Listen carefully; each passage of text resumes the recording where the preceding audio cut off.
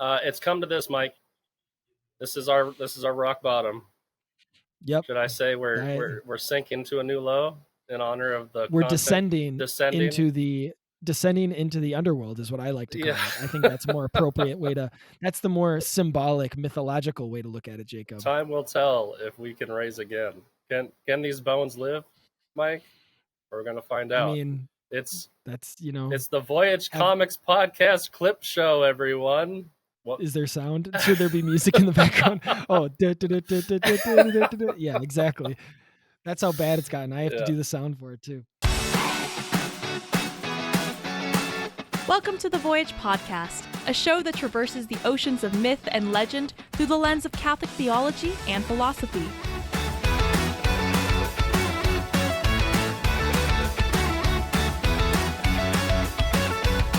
Come aboard as we set sail in pursuit of the heroic life and Christian virtue, with your hosts, Mike Schramm and Jacob Platty. So, what I was jokingly thinking to myself is you'll see this a lot in sitcoms, right? Where after like 6 seasons, the writers, they want to do some reminiscing, but they also, especially back in the old days when you'd have like 25 episode seasons, they'd have a lot of these throwaway episodes. And you and I have talked about how, more modern television has done a lot in terms of trimming the fat. Well, this is pre-trimmed fat where we're using, going back into the archives.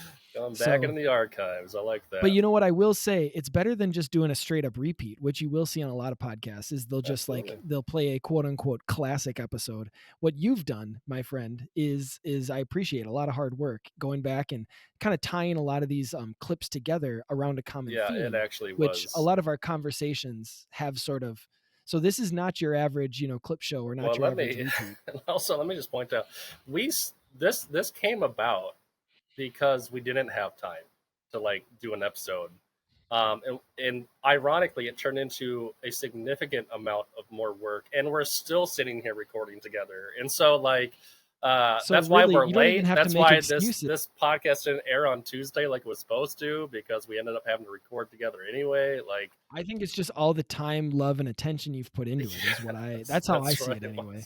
I will why didn't we have time to actually record this week? Well, let me tell you, folks.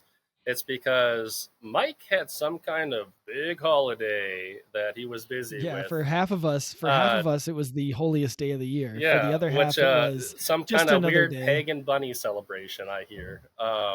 Yep. But evidently that was more important, and going to church services on his Holy Week was more important than recording these episodes. And then I think the other reason why you couldn't do it, because you had to go down to Florida for spring break or something like that to get into shenanigans. I mean, that's how I told you why, right? We finally got the bus for all the kids so we can fit them all. I was doing some bus down to Florida, right? I mean, if it becomes a party bus, I'm not gonna I'll just kind of gradually lean into it. One could argue that a family of 7 kids is already a party. Whenever we get in, just when we're going to mass on Sunday, it's a party. You could say. One could say everywhere you go, it's a party. One could say confidently. Now that's a different question, but so we're going to talk about some clips, Jacob. We're going to get some clips. All right. So this is our Easter episode. Basically, this year we're going to look at clips that relate to all things theologically, related to Easter. And without further ado, let's strap in, Mike. We're going to time travel back in time to our 2nd and 3rd episodes, and then a couple episodes after that to talk about the hero's journey and how that relates. Get ready to cringe. We're going to, get ready. That's true. We're going to see how this relates to the overall arc of our theology regarding Jesus Christ dying and rising from the dead. We have the Master of Two Worlds, which there again, sorry to keep us moving along. This is not meant to be a 3 hour long podcast, or at least 3 hour episode. But right. We have Master of Two Worlds, which there again, this is something that shows the change in the hero. but it's an essential part that he or she can't just be the master of this world where they conquered the bad guy, conquered the enemy. They have to be a master of home too.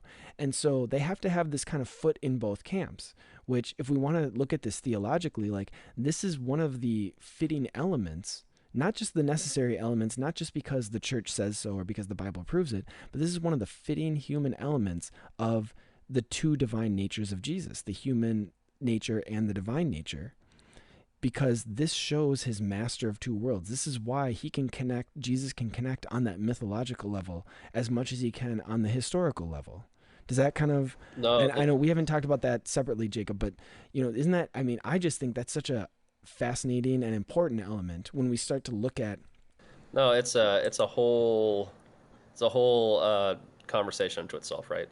But early church fathers, famously Saint Irenaeus, have this concept of recapitulation, and the basic idea inherent to ancient Christianity as such is that Jesus had to embody all aspects of the human life. He had to journey through all aspects of humanity, if you will, up until death. He had to be one born under the law, right? did. We can look at this both and element in pretty much every aspect of Jesus. But yeah, the master of two worlds, like this is so important, not just on a theological level, but on a human level. Like that's the whole point of this kind of podcast, is to connect the theology and the humanity. Which we both recognize is already there. It's not like that connection's ever been severed, but it's maybe been severed in the modern mind, or severed in the mind that isn't ordered towards that. Well, and I do think that our Christology is a little lacking nowadays, Mike, and so maybe one of the things that the conversations we have will be to continue to flesh out, no pun intended, the the reality of what the incarnation was, and how it is this quote unquote mythic reality for everybody that we all are living through, frankly, and that's some deep stuff. We'll get into it, and we're gonna say this probably 5,000 times by the end of this podcast, but mythological is not the opposite of historical. It's not the opposite of real. It's not the opposite of truthful. Mythological is a subset of whatever is true. To say something is mythological is not to deny its, like I said, historicity, its veracity, any of those sorts of things. Your church historian types or your adjunct theology professor types are going to talk about how Saint Irenaeus is kind of the perfect example of early Christian thought regarding what Christ accomplished in his incarnation, and the salvation that he brings to humanity. And the basic gist of that is that he recapitulates in his person everything that has come already, and he basically undoes or redoes creation itself through his activity, and that's exemplified in his life, death, and resurrection. And think about how, like, when you say he redoes, he relives, that's basically what Joseph Campbell was recognizing in the monomyth. Now, in the monomyth, he wasn't talking specifically about Jesus. He was saying that in all of these heroes, they are reliving some basic human story. Now, we just happen to recognize it. And again, this doesn't diminish the divinity of Jesus. This, in many ways, it upholds or glorifies the humanity of Jesus, which, as a historic Christian, you got to hold both of those. Oh, some people think that it's some kind of like negative,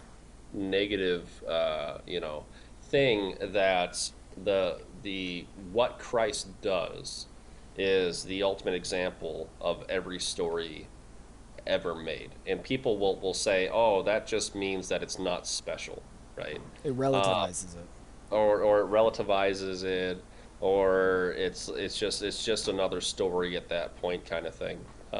But I've never. I mean, I guess I can follow the logic of that argument, but I don't really buy it as a convincing argument. I think that if you, if, if you believe that something's true, and if Jesus' story just didn't match the criteria of what's true to the human condition, to the lived experience, to what brings humans together, and speaks to the hearts of all people throughout all time.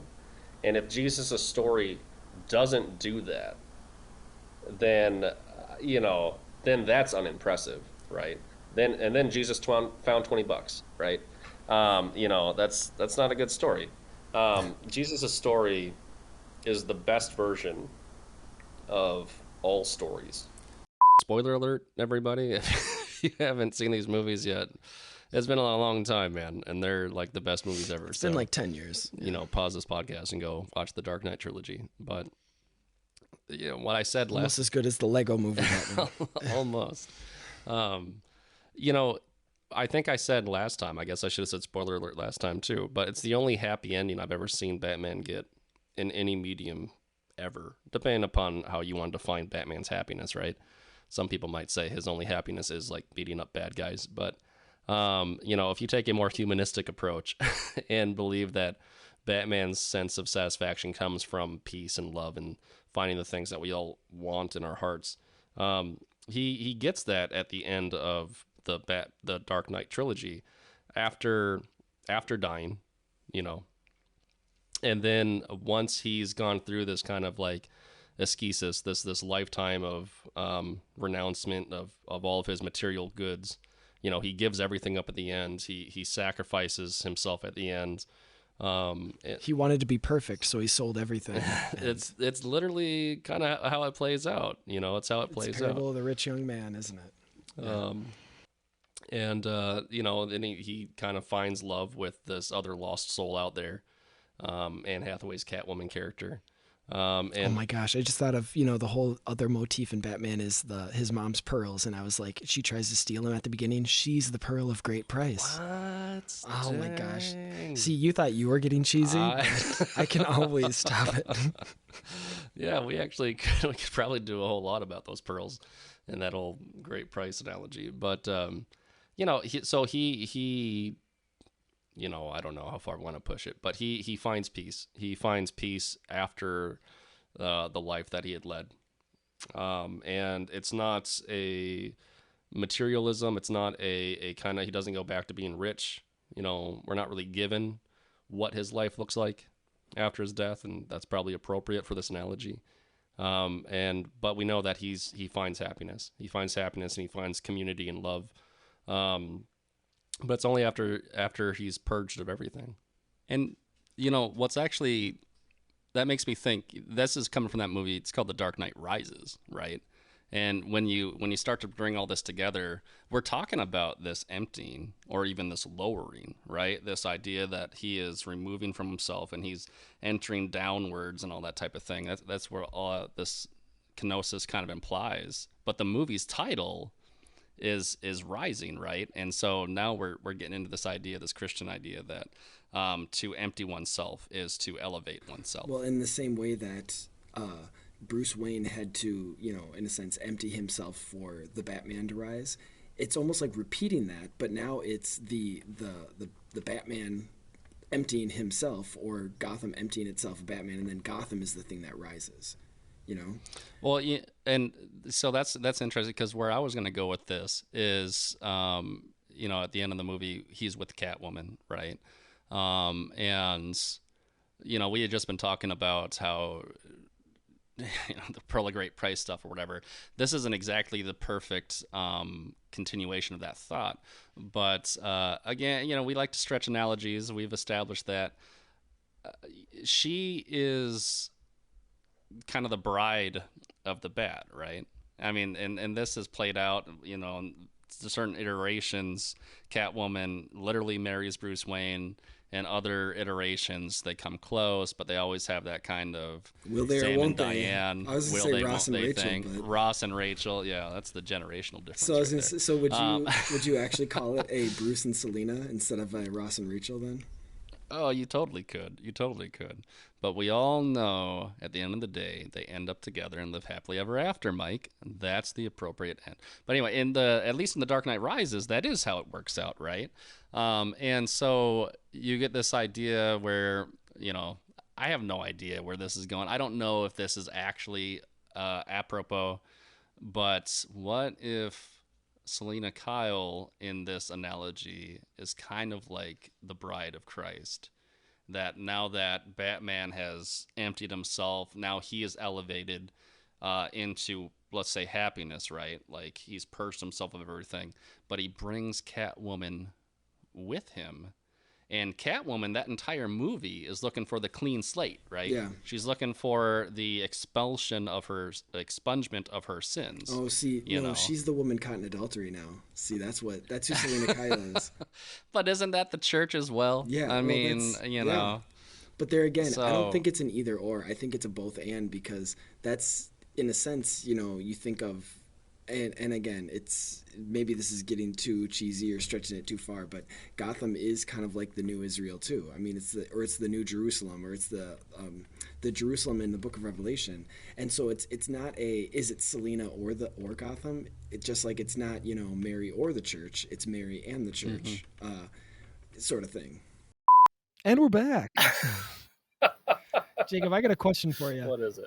Have we fleshed out the recapitulation? That's my question after listening. Yeah, kinda. If you go, oh wait, was that just a joke to say fleshed out? I'm just teasing you. Yeah, because you okay, said, I get it, You yeah. you winked at the camera when you said it. I mean, unfortunately, we weren't video back then, but you basically winked at the camera when you. I made that know, one. yeah. Well, one of the things I liked about what we talked about in these clips was that that point that I made. Thank you very much. Whereas, some people, Oh, I'm shocked. I really like some of the things I said here, Mike. I honestly, though, I did write down in my notes. I was like, it's gratifying to hear how smart I am. No, that was said ironically. Well, maybe half ironically. Only half ironically, right? I'll be honest, it was the nicer version of what I originally thought, which was it's gratifying to hear how much smarter I am than you, Jacob. Oh yeah, but I'm so much more witty and charming. So I mean, who's the real winner? The fans, the The audience. fans are Those are the the real real. winner. Yeah. Yep. No, but this idea that the idea that we find Christ all over the world in all these different stories, and the repetition of themes that are true to the gospel, is not a source of it's not, that doesn't make Christianity's belief pattern derivative. It makes it universal, right? And so I just thought that was kind of neat. Well, and I've been thinking, and obviously, this is basically what the whole show is, right? That's why we made these the first 2 episodes, and I keep reflecting more on this idea of intrinsic versus extrinsic when it comes to the relationship between non-Christian or quote unquote pagan kind of elements of mythology, or just reality itself, and then the sort of Christian baptism of those things. Mhm. And in the same way that something changes intrinsically in you when you're baptized, as opposed to just it's not the snow-covered dung heap, Mhm. to quote Right. a famous Yeah, theologian. someone said that somewhere. But it's something intrinsic, and so in the same way, when we're kind of looking for these elements, we don't want just sort of the tacked on, almost like hackneyed writing of, well, this is a Jesus person because this and this, but more, where can we find it organically coming from the thing itself? Well, I think right? that's the caricature, is what we're doing here is just pasting ideas on top of things that it's not native to, right? But I honestly, that is 100% not what I'm trying to do. What I'm trying to do, what I think was true, is that you see the repetition of the gospel baked into the very fabric of reality, very fabric of storytelling, right? And so when we sit here and we check out things that are not at all obviously Christian in their actual text, but you still find these themes, Mm. if if we're not allowed to do that, and if we're not trying to do that, frankly, then we really should just be monks. And even the monks in the monasteries are still copying Homer, right? So like even they're still doing it. But like the idea is like if our mission here is flawed, or we're just being silly, or we're just kind of like making stuff up, then nothing that we experience in the world has any value. It's ultimately like it's not even just secular versus like sacred in terms of like the world versus the monks. It's actually non-Christian. Like like you can do it. A person can build up a sort of citadel mentality, but it's ultimately non-Christian. So like any person is free to do it, but it's contrary to the gospel. And obviously both of us speaking from Christian standpoints, we don't want to do that. No, it's true, and I don't think we need to. I think that we really do see Jesus everywhere, right? Like he really is everywhere, folks. We're not making it up.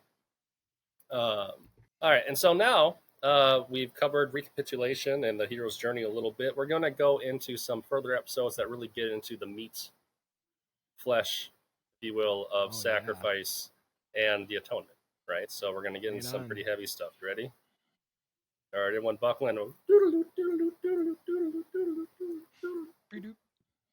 I know when so if anybody hasn't, but if you guys are listening to this episode, you've probably listened to our Batman one. I remember thinking as we were recording, I was like, this is going to make Jacob want to make this a Batman podcast, because that was definitely like, I was like, oh, wow, Jacob is the most interested he's ever been in. But anyway, I mean, for one, we weren't recording in the middle of the night, as is Mike's wont, and so let me just here's a little editor's note for everybody here. Those early episodes are so late at night, and I am not someone who stays awake late anymore. I'm old man who yells and at those cloud. that's me, and I don't stay up late anymore. And so when I listen to those early episodes, it's like, man, I sound so tired. This is just my and you can tell by the second half of those episodes is when I finally kind of started to like wake up and kind of get into the conversation. So if you notice a more verve, a little bit more vitality in my side of that conversation by the second half of those episodes, now you know. It's because that brutal taskmaster Mike was making this old man stay awake late at night past his bedtime. This is just in order to try to do these episodes. One of my many little things that I do to undermine, your presence on the show, so that I can be. I need to be everybody's favorite. So So we've talked about. So again, I mentioned we talked about recapitulation in the context of the hero's journey and of kind of typology. But one of the big areas where it comes up for Irenaeus and in Atonement is in the Christus Victor theory of atonement, where it's Christ now becomes, just like Adam was the representative of humanity, and even the name Adam means humanity. So it's almost like you've got the author of the story giving you a little bit of a hint in the name. But he becomes that representative, and he failed. But now Christ becomes the representative of the new humanity, and he succeeds. He's victorious. And so that's where. But it's fundamentally humanity succeeding. Yeah. Right. Yeah. And that's the idea of the unity. That's the idea of the at-one-ment and the atonement, is that humanity has failed up to this point, but now humanity is going to succeed where it failed before, because God has entered humanity. And God's going to do for humanity, with humanity, in humanity, by humanity, what humanity is supposed to do. Well, and this also goes back with, because actually when we were talking about recapitulation during the hero's journey, it led us into our conversation on theosis.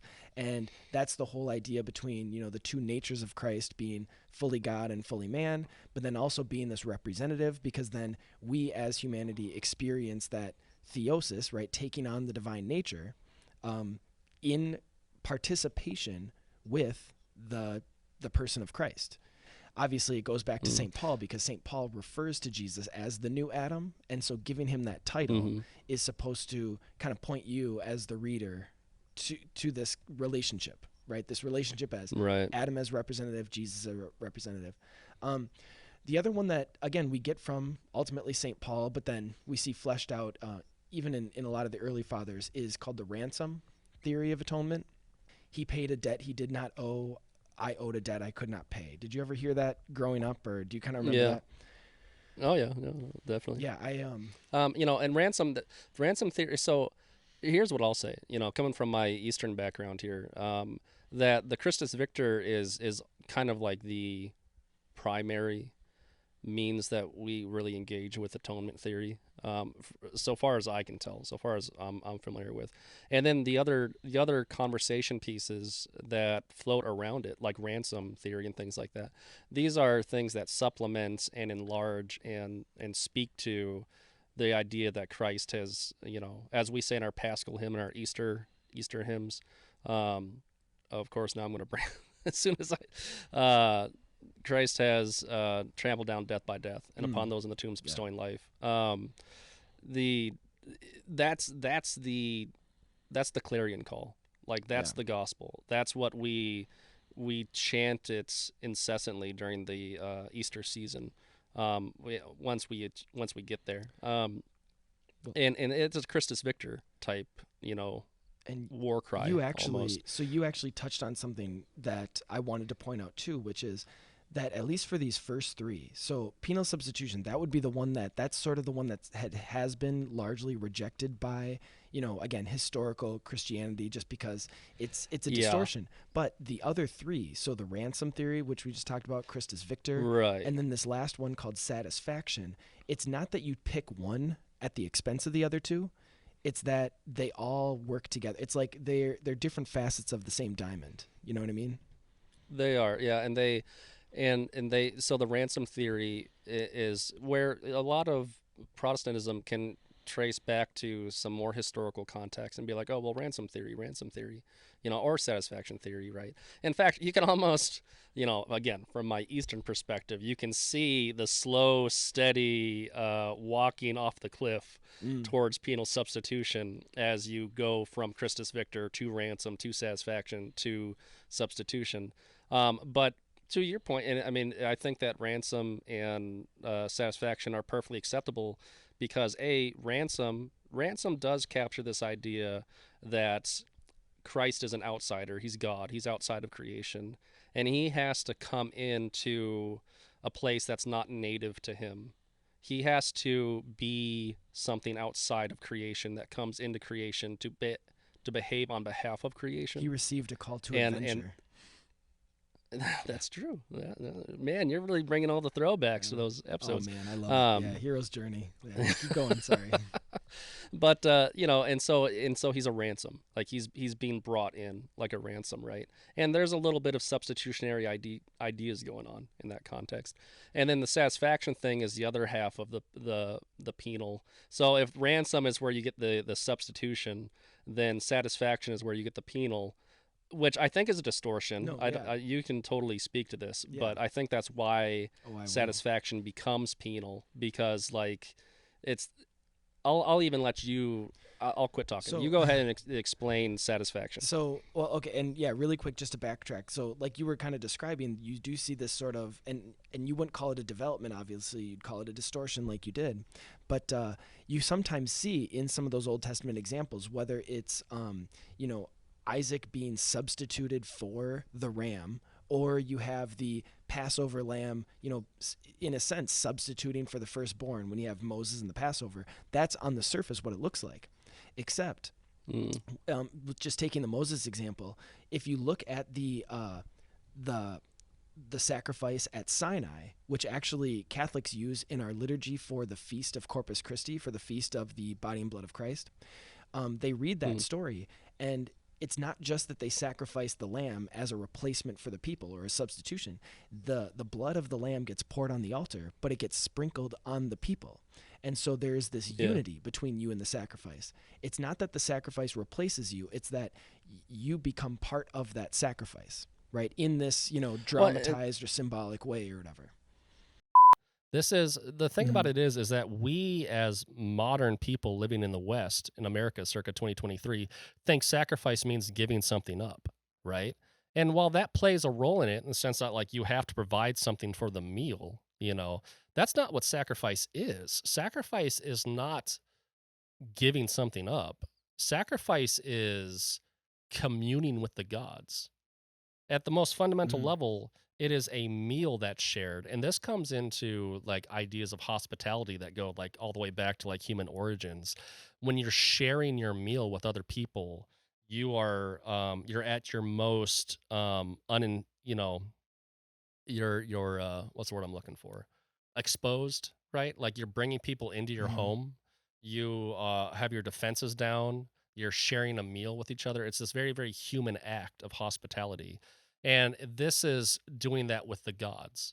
Like you're communing Yeah. with the gods by having a meal of your most precious stuff, right? So that's where the Well, that's why you sacrifice pour out a that's where libation, right? Mhm. It's not because you were losing the drink, it's because you were offering it to them because The you gods have are a drink taking that together. drink. The Yeah. gods are having that drink, right?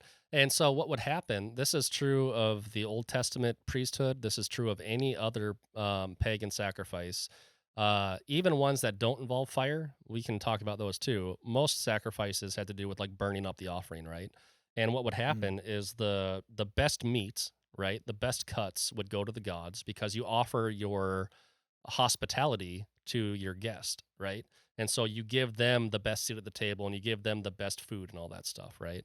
Um, and that gets thrown into a fire and it gets consumed by the fire and the smoke rises up into the heavens. And that is the gods, because the gods live in the heavens, eating the food, right? And then Mhm. afterwards, everyone else eats the rest of the food. It's a big barbecue.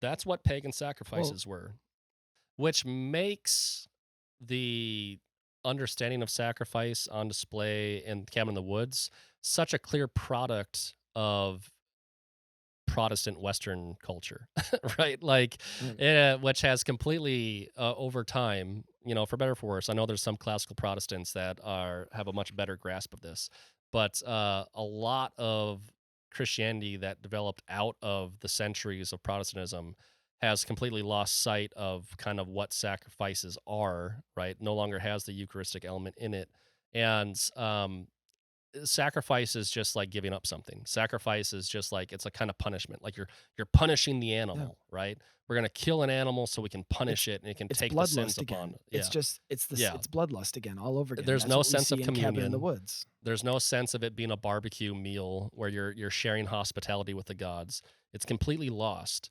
on like modernity in this kind of post-Protestant Christian West, right? And so that's And the type of sacrifice you see in this movie is like they're just but on the flip punishing side victims. is you better do it or the world's going to end or we're going to destroy everything. And that's exactly what kind of brings us Because the to, sin has to and be punished, the sin yeah. has to be punished. Well, in our perennial Huh? obsession with um, telling Superman death stories in the last 40 years or whatever, right? Yeah.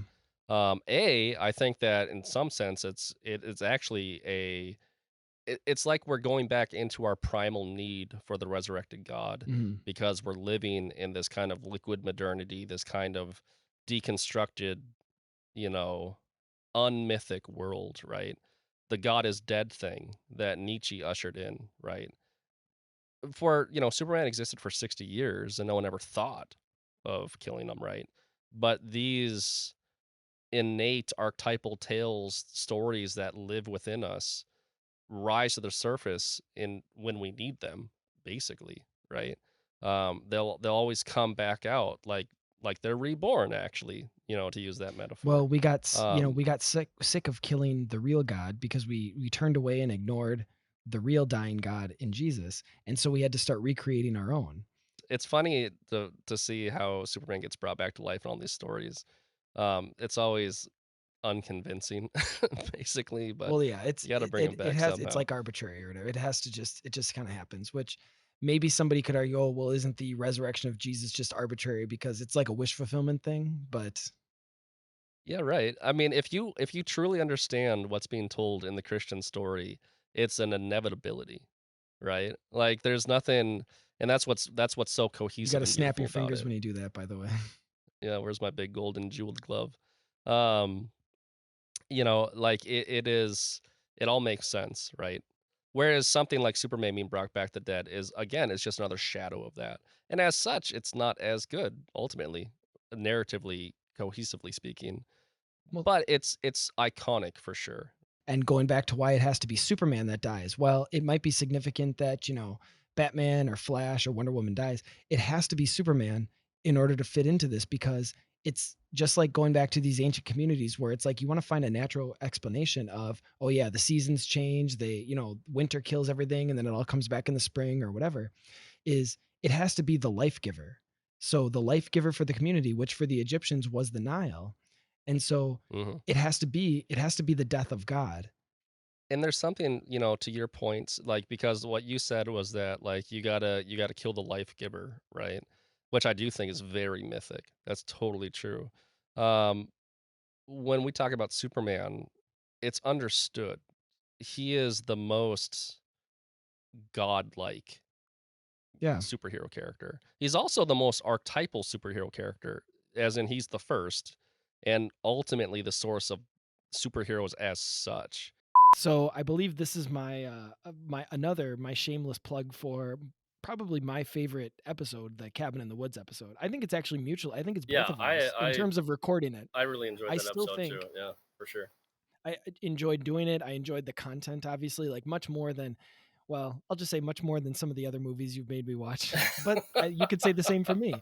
Some of the movie or TV shows that I've made you watch, or I would say gently invited you to watch. But we can both agree, yeah, Cabin in the Woods was, like I said, it's a fun one ride. of my, yeah. So, and honestly, as it ties into sacrifice, like you said, sorry to derail, but yeah, as it ties into sacrifice. No, it's true. We the previous clips prior to that were the Girard Scape-GOAT episodes, right? And I gotta tell you, so as I was like looking through clips and like finding stuff, my wife was in the room at one point, and it was during these Girard clips that I was looking through and things like that. And the first thing she does is at some point you say, Jesus received a call to adventure. And my wife is like, did he just say Jesus received a call to adventure? And she rolled her eyes real hard, Mike. So she was being a hater. She was being a hater to that. What? I know. But you're probably used to that, right? I mean, I don't know. No, I get it. I get it. I just thought it cracked me up that her response was like that. She's not a Joseph Campbell monomyth. Well, hey, if you want to know the quality, or she's just sick and tired of everybody referring to the Joseph Campbell monomyth, which I guess I can appreciate. If you want to know the quality of my wife's commentary, you shouldn't take this too personal, because if you want to know the quality of my wife's commentary, the other thing she did, you're gonna get in trouble. was fall into Why are some. you doing this to yourself? Oh, she'll never listen to this. Jacob, nobody can see this, but you're sitting on a tree and you're sawing the branch. I'm sawing the branch. Yeah, exactly. No, this is the quality of my wife's commentary, is that she fell into a fit of giggles because we basically said penal satisfaction like 5 times in a row while we were talking about the satisfaction theory stuff. She got to giggling about it. And I was like, grow up, babe. But you, dear listener, are much more refined than Jacob's spouse. That's true. Let's see here. The other thing, then we got into the Cabin in the Woods stuff, which I do think, honestly, if we as a society bring back a comprehensive knowledge of what sacrifice is supposed to mean, as far as like a communal offering, a communal gift, a communal, kind of barbecue like meal together, instead of just like I'm just like giving up something that I can't have anymore, this kind of punitive experience, I think that people's theology would really like grow, right? Because it's such a different vibe if you think the word sacrifice just means I'm killing something instead of I'm going to share a meal. And this is the result of separating, because again, from the language that we, and not that in Eastern Orthodoxy you would like fight against this, but we use the language of the Paschal mystery, and the whole idea behind that is that it ties all of the events from the Last Supper all the way to the resurrection together as one big thing. And so we don't separate, and again, I say you as well, like you don't separate the meal from the cross. You don't separate the Last Supper from the cross. It's all one big sacrifice. And I would even argue, and this is a separate conversation, but you could tie in the ascension with that. That's part of the Paschal mystery, is tying in the ascension, right? Because that's when you would burn up the rest of the lamb, and it would rise up to God, just like Jesus rises up to God 40 days after. So like the whole idea behind the Paschal mystery, and we say this at the liturgy, is we call it the mystery of faith. That all of these things, even though they take place over the course of multiple days, is seen as one big event. And so we've always been about uniting all of them and not separating them. Sure. All right, we're going to go into the next clips, which is going to be the final set of clips. It's going to be about the actual descents into Hades and the actual resurrection of Christ. And so here we go. Not only is it present in the Christian story, and it has a lot of Christian theological consequences, but as we kind of talked about in one of our first conversations about the hero's journey, this provides sort of like the human foundation, the human basis for the Gospels themselves. And so this is just one aspect of it. So when we're talking about Joseph Campbell and the hero's journey, talking about the departure, the initiation, and then the return, and how all of those are fulfilled in Jesus, this is just one of those more specific elements. Do you remember what it's called or what Campbell calls it in his hero's journey?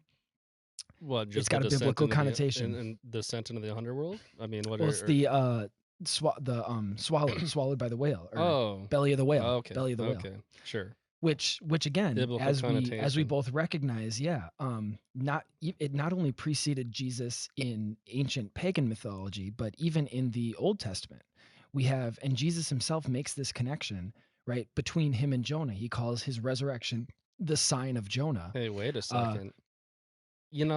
I think Voyage Comics might just have a comic talks about this subject.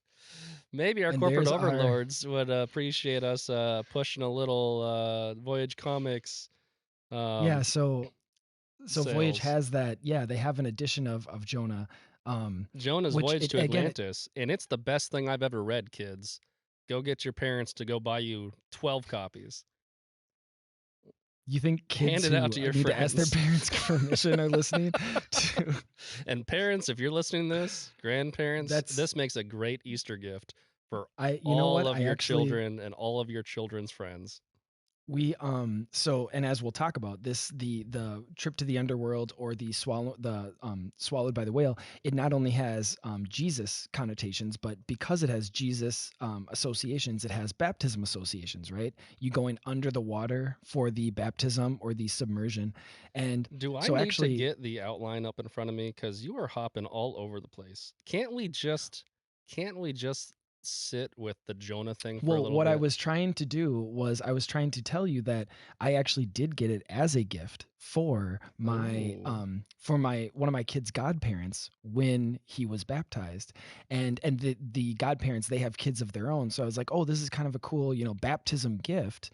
Not just for the family of the kid being baptized, but for the godparents as well, because then you kind of just, it kind of connects them in a little bit more fun and unique way to the whole experience. Well, so, okay. So all joking aside, well, maybe not all joking aside, but a lot of it, it's a pretty fun story, like interpretation that they give, because they bring in the Atlantis myth to it and things like that. I'm a sucker for the kind of cross-pollination of these types of old stories and things like that.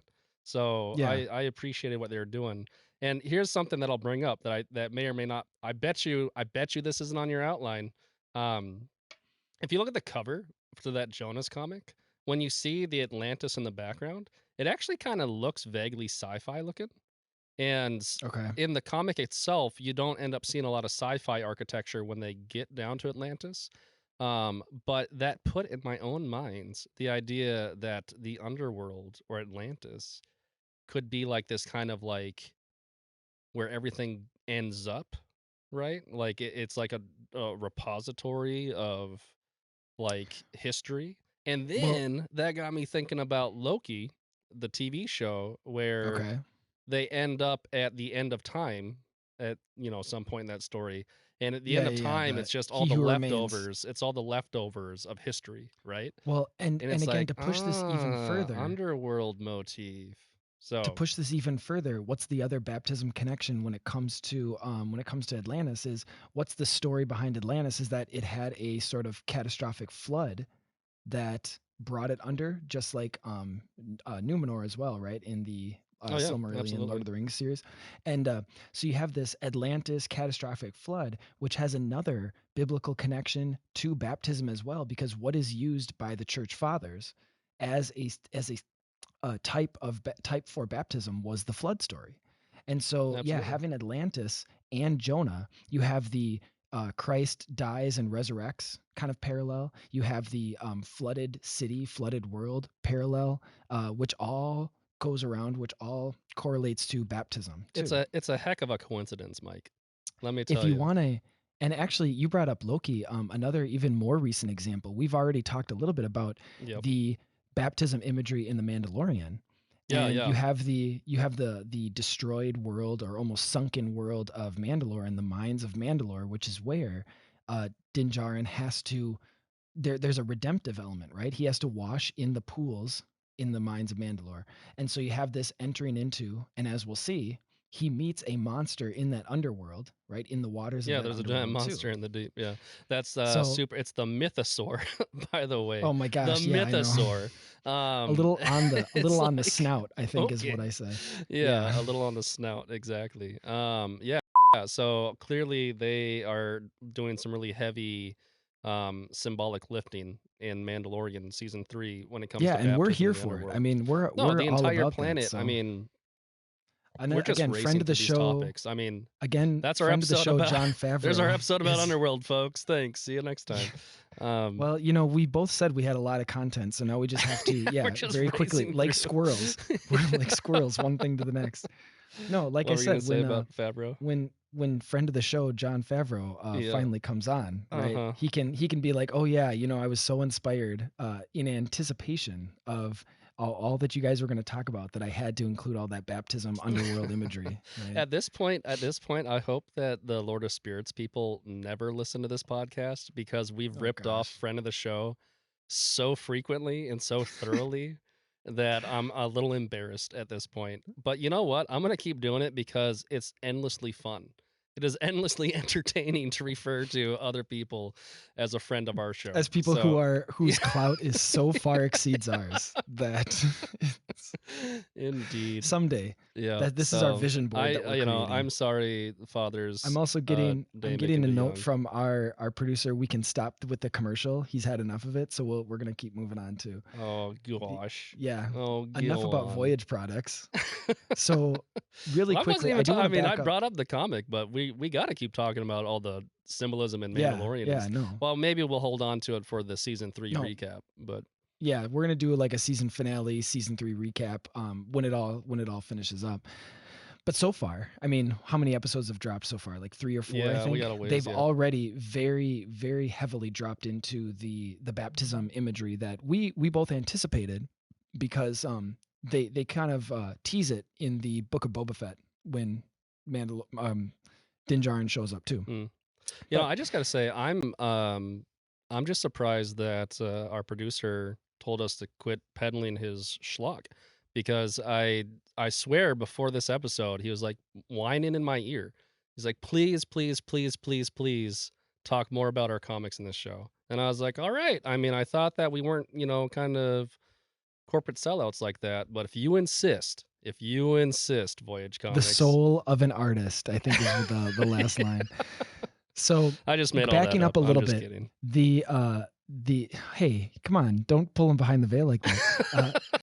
Even when Superman dies, he doesn't really die, and that's and that's one of the things too, is like, as much as we want to recreate these myths, we still can't quite go that full, like we can't go a full 100% on it, you know.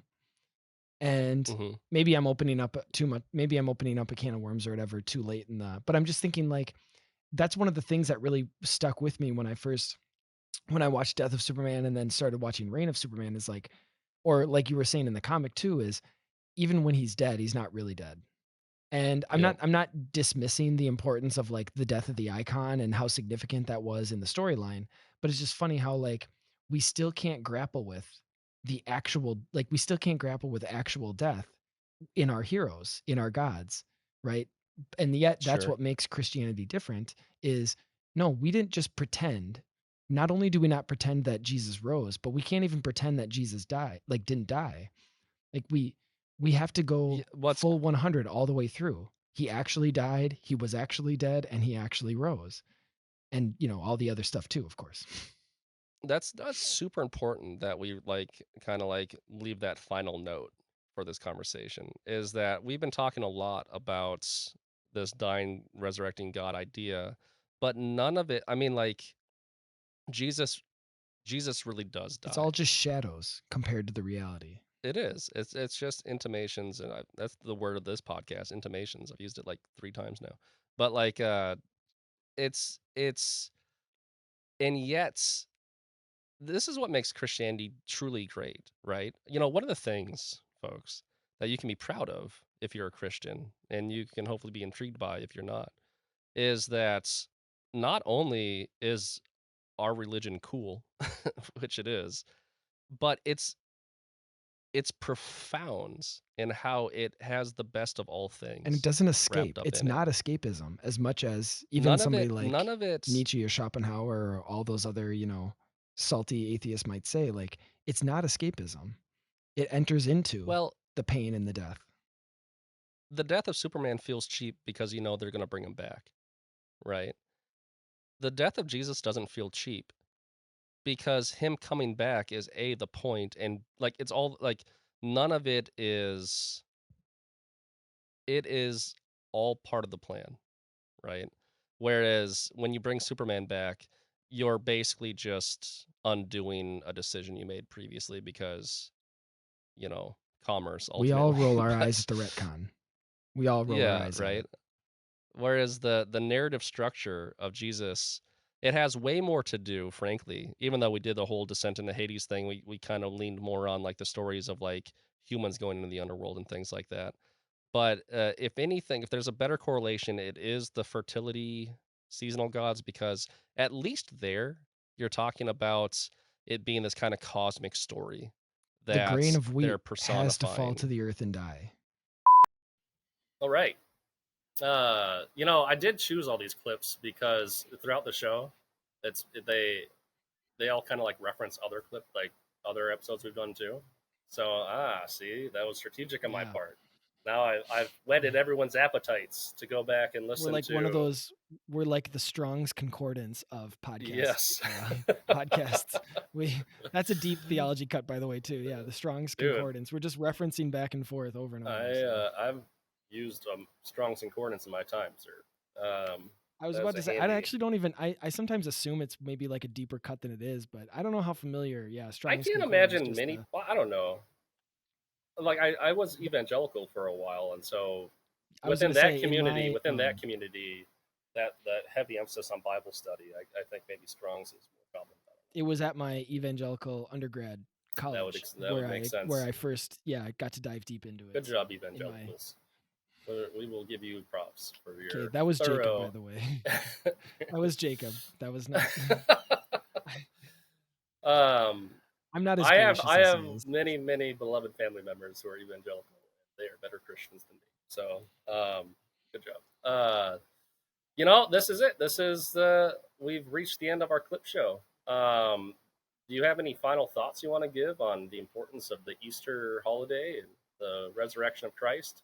Because that is ultimately why we did this, folks, to go back. We didn't have time to record because of celebrating the Paschal mystery. And then we did a clip show trying to draw out information about it. So where Jacob ends up having to devote more time. It was an than insane a normal amount of episode. work. It was a very silly idea in hindsight. So you can send your gratitude emails to Jacob I this know. time, even though I know everybody assumes it's me who does all the work. But nope, it was actually Jacob. Which guess is I why will we're say- not going to do a clip show ever again, by the way. So I hope you guys enjoyed this because it's probably the last one. It's gonna be it's gonna be like our most popular, and then Jacob. Yeah, then I everyone's know. gonna be like, Jacob, do it. They're Give all it clip the people. shows. Give the people what they want. No, I would just say, like you said, closing thoughts on Easter. I go back to what I was saying about unity and integration. I keep thinking about the one line in John chapter 12 where he says, "When I'm raised up, I'll bring all." In some translations, it's all men, but in some you'll find all things. I think the Douay Rheims is, "I'll bring all things to myself." Mm-hmm. And in a sense, what's funny is he just talks about the grain of wheat falling to the earth and dying. And we were talking about seeds of the word and how these seeds are planted in, not necessarily the best of soil, but it can still grow up into, assuming that God's grace is there, I guess, to keep the metaphor, the rain is giving life to it. And so there's this potential to bring someone into a closer relationship with Christ. And, we've also talked in previous conversations about, this was what brought C.S. Lewis into Christianity, is he saw the seeds of of Jesus, of the Christian resurrection in a lot of this myth. And, it was his conversations with J.R.R. Tolkien who helped him develop this view of reality. And, so the same thing when it comes to, how we look at these different stories, the ones that we've talked about, whether that we've used in this clip show or what we'll continue to talk about, or even in episodes that we haven't really gone back to, is it's all about, this integration. And the same thing when it comes to, like I was talking about with the Paschal Mystery, the reason why we see all of those things brought together as one, right? The Thursday, the Friday, the Saturday, and the Sunday. We include Holy Saturday, where he goes into the heroine of hell, the place of the dead, because that's what is the basis for why we can connect 2,000 years later to that one event on the cross. It's because we've already connected them all together, right? This is something that happened outside of time. And so when we recognize these eternal realities in these kind of temporal examples, like this Superman story or this horror movie or whatever we happen to find it in, that's what ultimately brings us back to the cross, brings us back to Christ. Honestly, this last week, our Metropolitan in the Antiochian Orthodox Church, that's the church that I belong to, that's like the Pope of our jurisdiction. Okay, well, careful, but that's that's right, fair enough. Or maybe careful. The Pope is the Metropolitan of the Catholic Church, is what I should say. Just push through. Yeah, the Metropolitan though, he actually really you'll like this. You'll like this. The only reason I know about this is because some other Orthodox friends of mine sent it to me to complain about how he was being ecumenical. So. Oh boy. That probably means that you'll like it, Mike. But basically he was like, right now the Western churches are celebrating Easter, are celebrating the resurrection of Christ. And I just want everyone to understand that we are all celebrating the resurrection of Christ. Whatever date you celebrate it on, it's the same celebration. Whatever date you celebrate it on, it's all of Christianity. It's the content of the celebration. It's not necessarily the calendar event. Now, there are some people, there's lots of theological reasons to care about dates and things like that. I'm not actually trying to minimize that. I'm only trying to draw attention to what Metropolitan Saba was trying to say, is that the content of the resurrection is ever present. And the days that we choose to celebrate, it's not like the resurrection wasn't occurring the other 364 days of the year, right? In other words, I think what he's trying to say, and what I agree with him with, is that the resurrection is ever present. It's ever with us. And when we celebrate it, whatever day that happens to be, it's a reminder and a reason to think about it in a way that's more profound than we're typically giving attention to it, perhaps, but it is not to say that it's not important every other day of the year, because it is. All things have been drawn across space and time, right? All things have been drawn into Christ with his resurrection. So every moment of this life, every story of this life, every personal journey of this life has been drawn to Christ. So. It sounds like he was ripping off of Pope John Paul II when he said, "We are an Easter people, and Alleluia is our song." He actually said that, many years ago now, 1986, I think. Just teasing, of course, but it's the same idea, right? Absolutely. This idea that, we're people of the resurrection, and that's, we celebrate it for a specific time because we've sanctified the calendar. We've sanctified Chronos, to reference another episode we didn't talk about. There you go. But we've sanctified Chronos. Kairos has entered into it. And that's what the incarnation was, right? Like you said, Jesus' whole life is redemptive, even though we might focus on these particular days. And so that's why even ordinary time is not just ordinary, so to speak. And so yeah, you kind of take Easter with you, just like when you receive the Eucharist, you're supposed to take the Eucharist with you outside of Mass, absolutely. or outside of the liturgy. Yeah, absolutely. Well, in the spirit of such things, Christ is risen, Mike. He is risen indeed. Thanks for listening to Voyage Podcast. The Voyage Podcast is a production of Voyage Comics and Publishing, which seeks to create exceptional entertainment informed by Catholic values that inspire people to live a heroic life. Voyage Comics seeks to advance truth and beauty found in powerful stories. To learn more, visit voyagecomics.com. You can also follow us on Facebook, Twitter, and Instagram.